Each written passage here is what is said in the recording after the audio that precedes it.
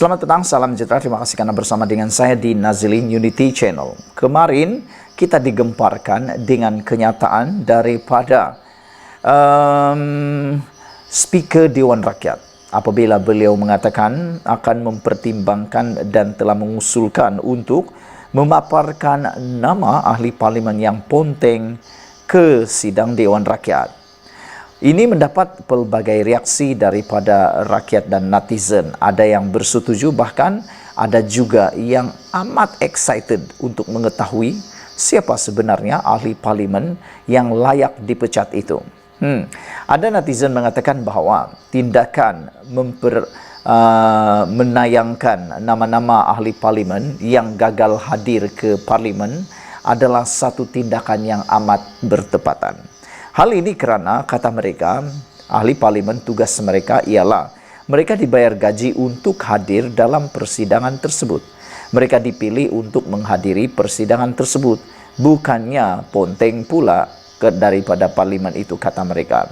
Oleh sebab itulah, ada juga netizen kata, perlu ditetapkan ahli-ahli parlimen yang gagal hadir ke parlimen tanpa sebab lebih daripada 5 kali atau 6 kali, perlu dipecat, kata mereka. Apa pendapat anda semua? Adakah anda juga setuju dengan pendapat para netizen bahawa ahli-ahli politik yang gagal hadir tanpa sebab ke persidangan Dewan Rakyat melebihi 6 kali perlu dipecat?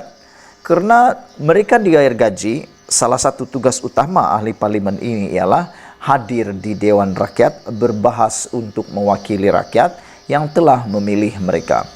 Seperti juga yang telah dibahaskan sebelum ini, ahli-ahli parlimen ini boleh dipecat oleh rakyat melalui peti undi, tetapi ahli-ahli parlimen atau ahli politik tidak boleh langsung memecat rakyat. Jadi rupa-rupanya pekerjaan ahli parlimen itu ditentukan oleh rakyat itu sendiri. Hari ini kita dikejutkan dengan pengakuan daripada Syed Saddiq Abdul Rahman apabila beliau kata, tugas wakil rakyat ke parlimen bukan makan gaji buta. Wah, saya bersetuju dengan kata-kata Syed Saddiq Abdul Rahman ini, iaitu wakil rakyat sepatutnya ke parlimen, bukan makan gaji buta. Apa pendapat anda semua? Adakah anda juga bersetuju dengan pendapat kami dengan Syed Saddiq ini, iaitu tugas wakil rakyat ke parlimen, bukan makan gaji buta? Syed Saddiq Abdul Rahman berkata, beliau menyokong cadangan memaparkan nama ahli parlimen tidak hadir sidang parlimen atau sidang Dewan Rakyat di laman sesawang. Presiden muda Syed Saddiq Abdul Rahman berkata, rakyat berhak mengetahui alasan ahli parlimen dipilih.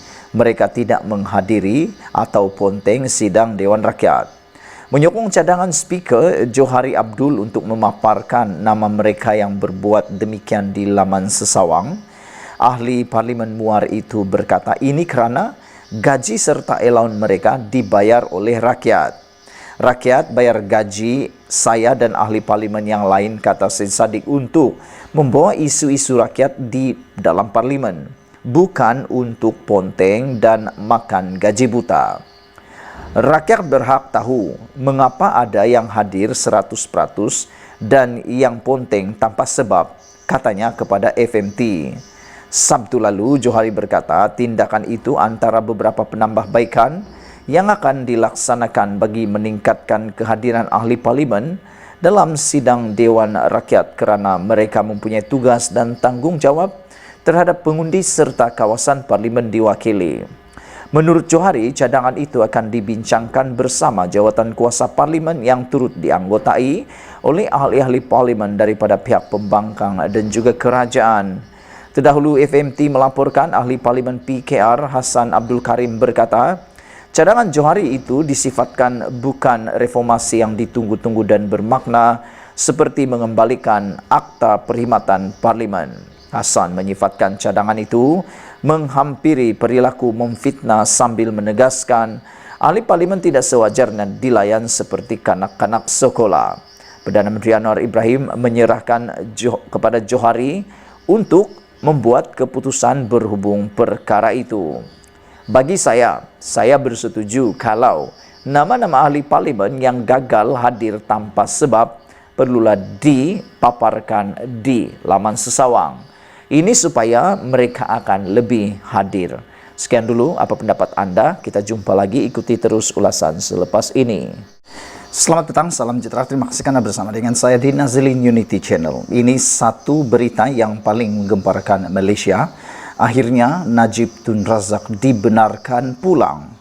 Keputusan ini memang mengejutkan kita karena baru-baru ini kita digemparkan bahawa Najib telah dikejarkan ke hospital atas penyakit yang berjangkit, yaitu positif COVID-19. Saudara-saudara sekalian, Najib hari ini dikabarkan telah pun dibenarkan pulang ke penjara Kajang.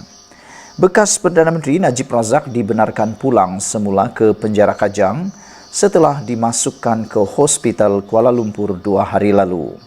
Najib sebelum ini dikejarkan ke Hospital Kuala Lumpur selepas mengalami demam panas pada 31 Oktober. Pada 2 November, pegawai khas Najib Muhammad Mukhlis Maghribi berkata, ahli politik itu dijangkiti COVID-19 selepas diperiksa oleh doktor. Mukhlis hari ini berkata keputusan ujian kali kedua yang dijalankan oleh Hospital Kuala Lumpur terhadap Najib adalah negatif. Bagaimanapun, Hospital Kuala Lumpur masih membuat pemantauan ke atas tahap kesihatan Najib sehingga 5 November, iaitu hari ini.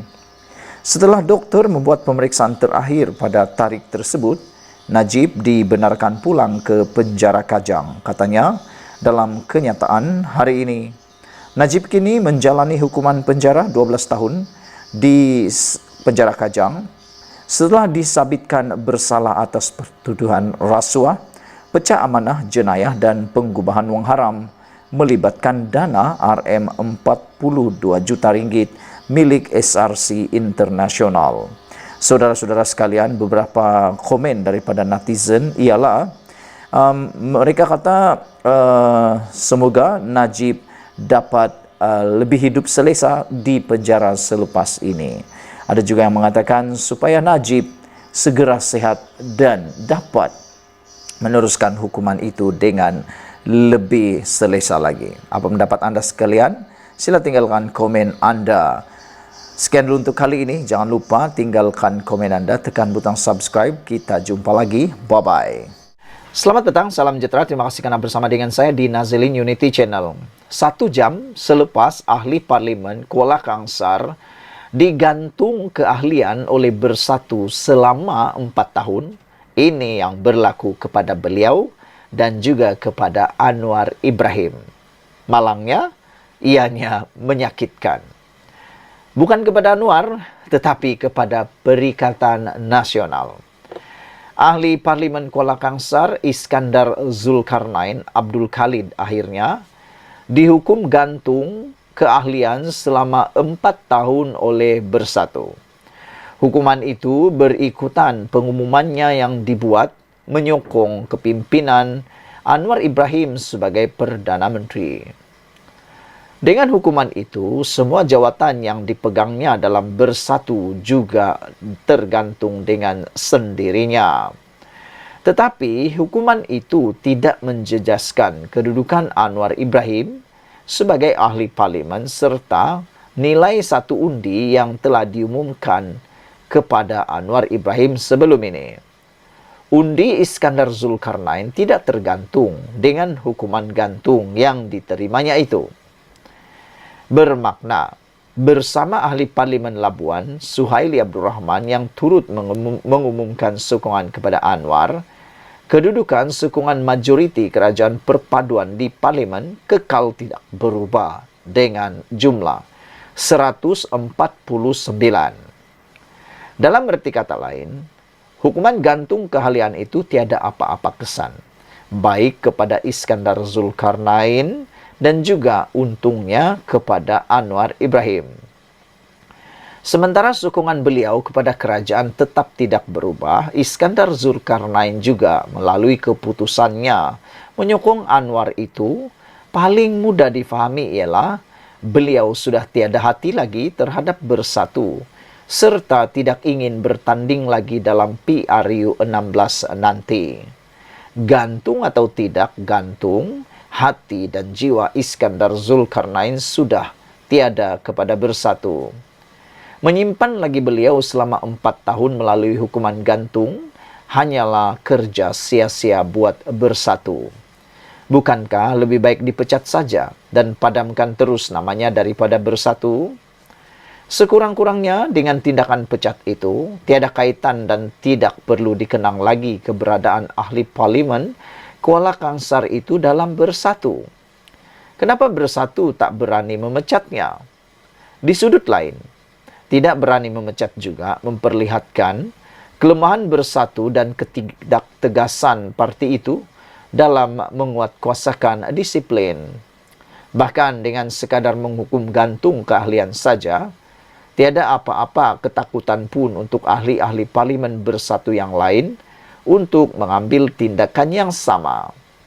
Apalagi dengan bersatu yang dilihat semakin tiada masa depan, selagi dipimpin Muhyiddin Yassin yang pernah gagal sebagai Perdana Menteri dan ada pula kes mahkamah menunggunya, tidak rugi apapun jika ahli parlimen mereka yang sedia ada memilih tidak lagi bertanding dalam PRU 16 akan datang nanti.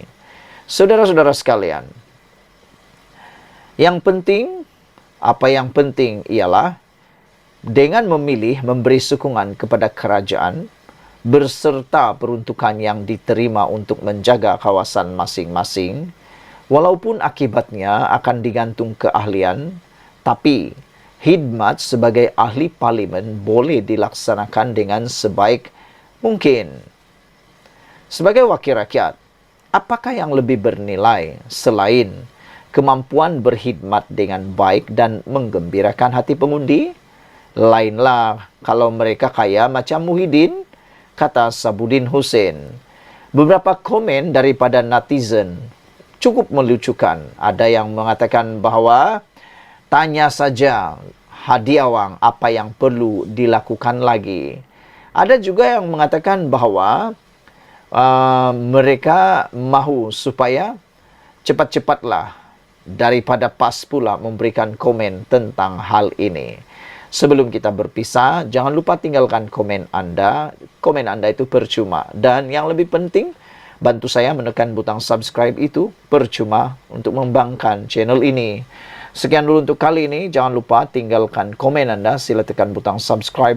Malaysia kita punya. Kita jaga sama-sama cintai Malaysiaku. Bye-bye.